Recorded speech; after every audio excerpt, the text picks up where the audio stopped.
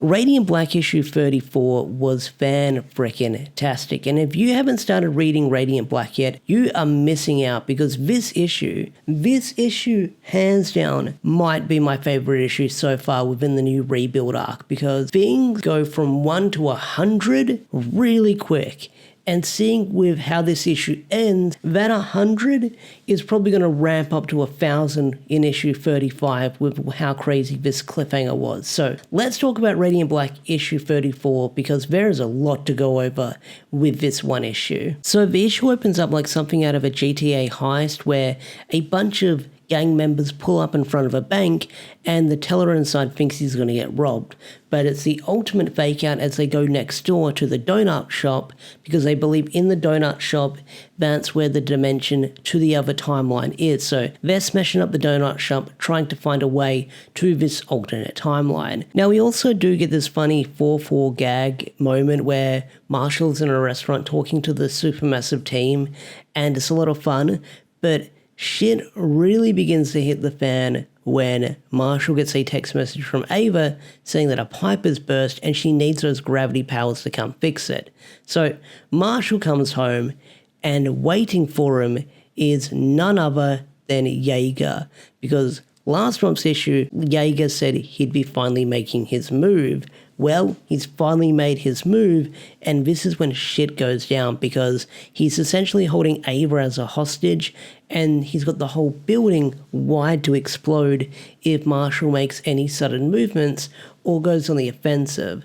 And the thing is, with Jaeger, when he talks, because he's got a lot of dialogue this issue, he does a lot more talking in this issue, is when he speaks, the outlines of his speech bubble is red and white. Now that could be sort of like a reference to his sort of helmet because it's a red and white design or red and silver. It could be a reference to that.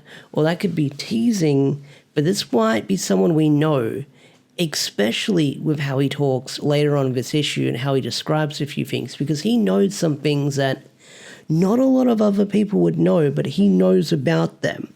So like I said, Jaeger has Ava as a hostage and he begins to start making some demands to Marshall by saying, look, you're a danger to everyone, everything that I or you have ever loved, everything decent. You're a super weapon that is going to go off and it's only a matter of time. So he views Marshall as this bomb that is going to go off and it needs to be dealt with. So he gives Marshall some ultimatums. Go to space and never return, or die, which he doesn't really get out to say, but you can tell that he definitely wants Marshall dead because he views Marshall as this huge threat. And Jaeger here is taking control of the situation in the most aggressive way possible. Like, Marshall gives him a bit of sass by saying like him and his robot had a bit of a messy breakup, and he begins pistol whipping him like crazy. So much that like blood splutters out from the back of Marshall's head onto Jaeger's helmet, and it's freaking gruesome in a way. So this guy is taking control of the situation much as he can by saying either leave or never come back or die. So while Marshall is getting the shit kicked out of him and pistol whipped in the back of the head, Ava's able to break free and use her portal powers to sucker punch the guy. But she's barely able to hold her own against Jaeger and says, don't you know he killed you? And that's one of the big indicators that Jaeger is probably from the alternate timeline where he was someone who lost everything in that timeline and came here seeking revenge. But he knows what happened to Ava in that alternate timeline.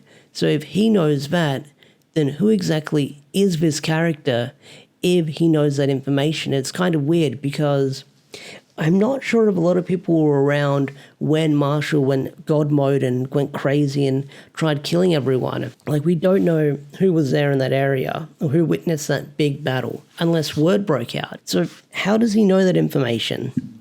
So Marshall spear tackles Jaeger out the window, and I just want to say this. The artwork done in this issue, or ever like in Radiant Black in general, is amazing.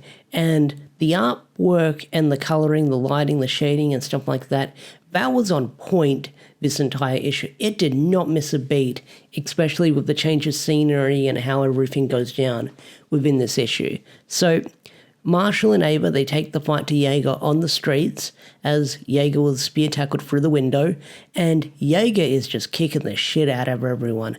Literally, like, he knees Marshall right in the face. He's using his tech on Ava, so it's doing some damage. You have this one cool scene where Marshall creates sort of like a plasma sword from Halo. That's the vibes I got, especially with how it was shaped around him. But seeing how Marshall is a gamer, I can probably guess that's the vibes he was going for when he created that plasma sword weapon. That's my headcanon. Marshall plays Halo, that's why it looks like the Halo plasma sword. But he manages to get a decent hit on Jaeger, and like I said, Jaeger is relentless with his tech, and Ava ends up dropping a freaking car on this guy.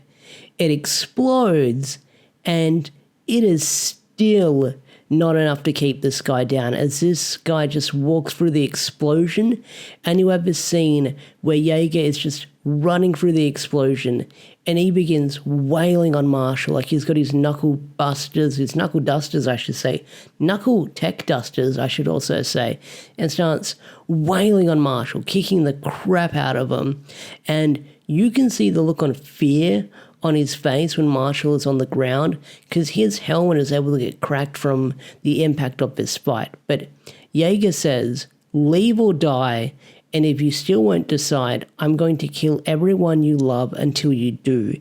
And he takes off on his bike. So due to the ass whooping that Marshall took, he passes out on the streets, and he's eventually picked up by the paramedics, and he wakes up in a state of panic. And I don't blame the dude. The guy is dealing with a threat like nothing he's ever faced before. Yeah, he dealt with like a bunch of aliens from space that were trying to conquer the universe and take the radiant powers, but this guy, Jaeger, is relentless, and he's threatening to kill everyone he cares about. He's not going to stop until Marshall ends up leaving the planet or dies, so he's in a state of panic because a lot of people he knows around him are in danger. And this is a result of his actions with what the other version of him did in that alternate timeline. So he's a little bit freaking out right now. So he tries to call Nathan. Nathan's not answering. He goes to call Satomi. He changes his mind. He ends up calling his mum, but it's not his mum who picks up the phone. It's Nathan's mum, because Nathan's mum's at swimming lessons, and she brought Marshall's mum along with her. And Marshall's trying to figure out, is his mum okay? Is everything fine? And Miss Burnett reassures Marshall that his mum's fine, she's just talking to someone right now. And Marshall's like, who is it? Is it someone we've seen before? And Miss Burnett's like, well, he's a widower. He looks like a possible army veteran with all the bruises and tattoos. I think his name is Roger.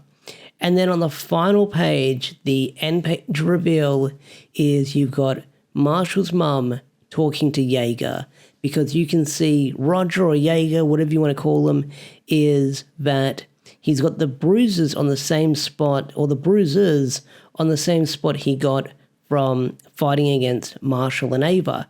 And for this guy to get on his bike and go down to the pool really quickly, that guy moved fast. But then again, who knows how long Marshall was passed out for after that battle. But he is making his moves in more ways than one, you could say. And I have no idea who this Jaeger guy is. I have no idea who this Roger guy is. But he's most definitely from the other timeline.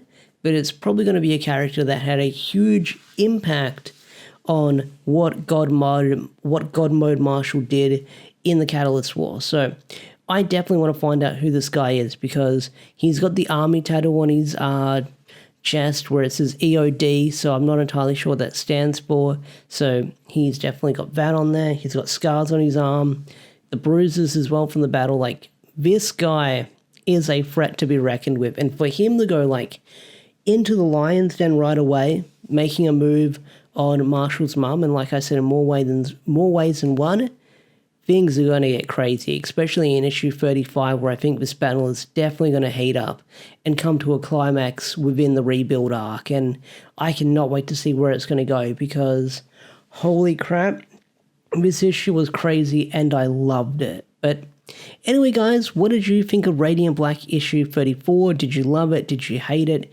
Tell me in the comment section down below. I'd love to hear your thoughts and opinions, and I will see you guys later. Peace out. Take care. Bye.